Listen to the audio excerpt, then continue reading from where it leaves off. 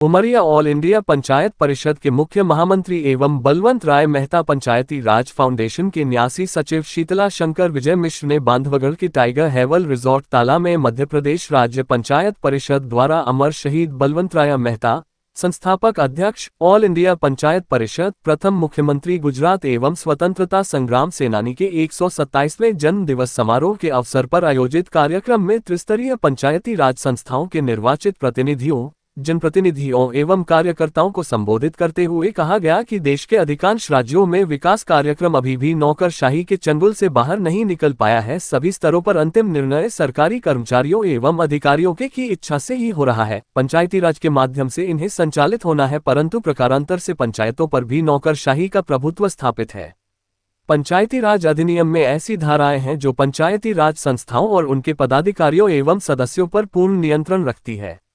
उनका अंकुश पंचायतों को अपनी सरकार बनाने में सबसे बड़ी बाधा है। जिला, ब्लॉक तथा ग्रामीण स्तर पर नियोजित त्रिस्तरीय पंचायती राज संस्थाओं के मध्य अनेक प्रकार की गंभीर विसंगतियां विद्यमान हैं, जिसके कारण इनके बीच मुख्य महामंत्री ऑल इंडिया पंचायत परिषद दिल्ली, मैं कई दिनों से आपके मध्य प्रदेश के यात्रा पर, भ्रमण यात्रा पर हूँ। कल भी एक कार्यक्रम हुआ जिसमें प्रदेश के लगभग 60% जनपदों के चुने हुए प्रतिनिधि आए।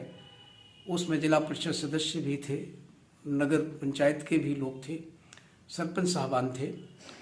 क्योंकि मध्य प्रदेश राज्य पंचायत परिषद का नेतृत्व अशोक सिंह सेंगर साहब करते हैं, बड़े परिश्रमी व्यक्ति हैं।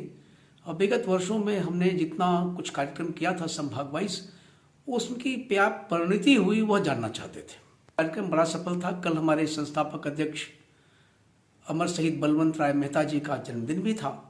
चूँकि उनकी जो मनोकामना थी उसके अनुरूप हम कार्य कर रहे थे, उसका समीक्षा भी करने का अवसर था, सबकी राय भी जानी।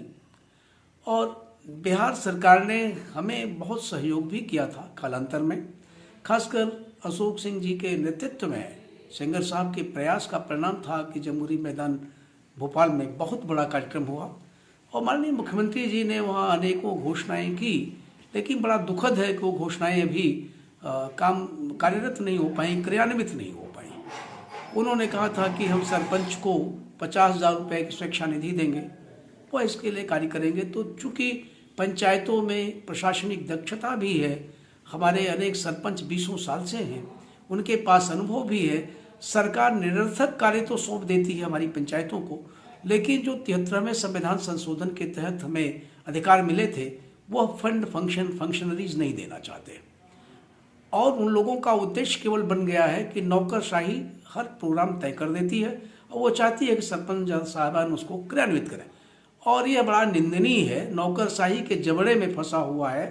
पूरा का पूरा प्रशासनिक ढांचा कुछ इस तरह का है कि हमारे पदाधिकारियों को, हमारे निर्वाचित लोगों को कभी 181 की नोटिस दिलवा देता है, कभी धारा 40 में कार्रवाई करने की धमकी देता है, शुरू करा देता है। परिणाम यह है कि निर्वाचित हमारा वह पदाधिकारी सहम जाता है, डर जाता है और राजनीतिक लोग किसी तरह की भी मदद नहीं कर रहे हैं। मैं अपेक्षा करता हूं कि 1 वर्ष 1.5 वर्ष बचा हुआ है तो कम से कम जो हमारे इन त्रिस्तरीय पंचायती राज संस्थाओं का 15वें वेतन अनुदान आयोग का पैसा है, इसके पहले 5वें वेतन अनुदान आयोग का पैसा है, उन लोगों का कार्यकाल समाप्त होने के पहले उसका भुगतान कर दिया जाए। मध्य प्रदेश के मुख्यमंत्री से अपेक्षा करता हूं कि वह बहुत ही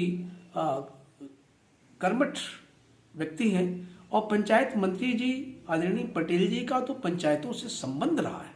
मुझे अफसोस है कि पंचायती राज के मंत्री हैं, फिर भी हमारे निर्वाचित प्रतिनिधियों के साथ अन्याय हो रहा है। संस्थाओं को हर चीज देकर थाली छीनी जा रही है।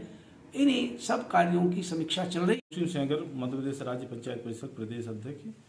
कल ताला में बांधवगढ़ में एक कार्यक्रम था, उसमें पंचायती राज के जनक बलवंत राय मेहता जी की पुण्यतिथि मनाई गई और प्रदेश के विभिन्न जिलों से सरपंच, जनपद सदस्य, जनपद अध्यक्ष, जिला पंचायत सदस्य लोग शामिल हुए। उसी के मुख्य अतिथि में माननीय शीतला शंकर विजय मिश्र जी, मुख्य महामंत्री राष्ट्रीय वो यहाँ पधारे और इसका निरीक्षण कर रहे हैं पूरे प्रदेश में। और सरकार से जो भी गड़बड़ियाँ हैं उसको मीडिया के माध्यम से और अन्य जो माध्यम होते हैं उसके माध्यम से मैसेज सरकार तक पहुंचा रहे हैं कि सरपंचों के साथ अन्याय ना हो और उनके जो अधिकार हैं उनको वापस